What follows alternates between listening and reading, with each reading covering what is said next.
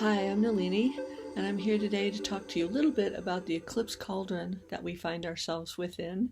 It is October 2023, and the eclipse window began on the 14th with the new moon and concludes, or at least the window concludes, on the 28th with the full moon, which will be in Taurus. What is happening during this period with any eclipse, actually, is there's an occultation, meaning there's a hiding. The first eclipse was a solar eclipse, the second is a lunar in this particular cycle. And so there is direct or reflected light that is being obscured.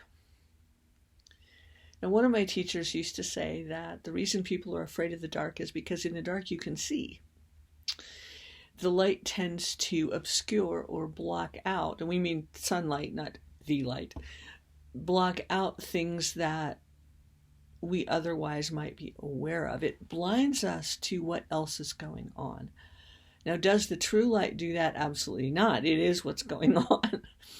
So what happens in an occultation, an eclipse, especially the fortnight window, is we have opportunities, very short ones, and then they integrate, and then there's another one, and then there will be the period up until the equinox where that integrates even more, or the solstice rather, end of the cycle for this year.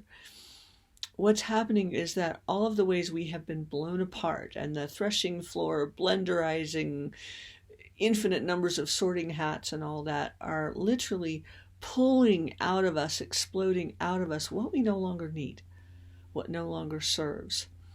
And this is all totally beyond our will, beyond any kind of mental control. So the human mind has a great propensity for fearing what it cannot control, or what it pretends it can control. And since we can control none of this, there's a huge amount of fear being purged on the planet.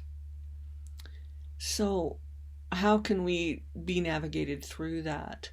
It's causing, in some cases, physical, emotional, spiritual, psychic pain, combinations thereof. Pain is simply the form of resistance where we slow down energy and where our body says, here's something that you have not been paying attention to, maybe, or maybe you have for a very long time. Here's something that requires attention, where energy is slowed down, perhaps to a place that feels static. But it isn't, because energy doesn't do that. So it's just paying attention, being with it, being present with it, as some of my friends say, and doing whatever we need to do. When we are overwhelmed with pain, it's difficult to handle anything but that. And we simply want to be out of it. We would take any form of palliative care. This is our tendency, but it can be much more natural. Okay, I once lived with a wolf dog, and a very massive, very untamed, one could say, undomesticated, and yet very well trained, very gentle and wise being. And this four-legged was going through a back issue, a spinal issue. And I had taken him to the vet, and he had slid off the back seat and into the floor well. Now, this is a 120-pound animal, and I'm trying to help him without hurting his back out of the car so I can put the sling underneath him to get him up the stairs. And I must have touched a sensitive place, and he instinctively snapped and poked a hole in my hand. And so I did not react because he didn't mean it. This was lashing out. Fear creates lashing out. In humans, it creates anger, which creates lashing out. Anger is always the child of fear, and it creates this lashing out. So this was a protective, defensive lashing out. So I helped him get out, helped him steady his hindquarters because the problem was in the L5 vertebra. And he immediately sat down, turned around, and began licking my hand.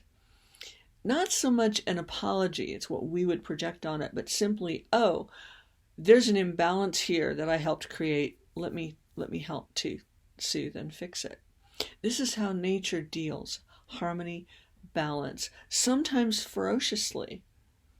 But there isn't the addiction to fear or anger. Humans tend to have one or the other juice bar. You're juiced by fear. People who like horror movies, the people who are juiced by anger. There's a whole other genre there, many of them.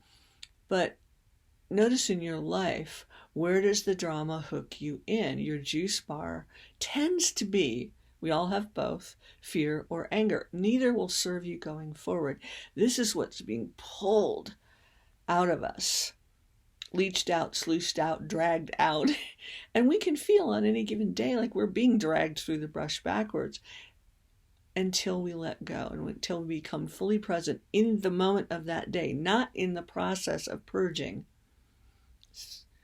It's a mental releasing into the body and feeling the welling up, the swell of the tide of change that does support us. Where have we felt supported by fear or pain? We were taught to do that. Infants are not so supported by those vibrations, and we are now experiential infants in these bodies. So it's like letting go, allowing Source to move through us, the Source that we are. What does support us? What is lifting us up? What is there fully present through us as us? That is loving support. And watching nature as she unfolds through this transition in very strange ways, maybe at this time. Strange weather, strange phenomena. But this is all part of the transition, and it's simply a manifestation of what is happening rather than a reaction to a set of uncomfortable circumstances. There's a difference in experience there. And we are, by and large, experiential infants at this new way. It isn't so new, it's ancient. But for us, the way our minds were trained growing up, it feels new, and it can feel uncomfortable. It can feel like we're drowning, or we want to flounder, or we want to grab the side of the pool. Well, of course we feel that way, of course. We need to do whatever helps comfort and soothe the inner essence. And it is already there. We are that. But what helps us to come to that place where any circumstance, which might be very difficult, very uncomfortable, even painful, can be experienced in a different way. So here we go, right in the middle. And we're coming up to the full moon, which I will talk about later. And it's in Taurus, which is all about the experience of the enjoyment of life. Remember Ferdinand in the field smelling the flowers has absolutely no agenda about going after matadors of any kind. It's just really enjoying life. Well, this is what we need to come back to at this time. It will help.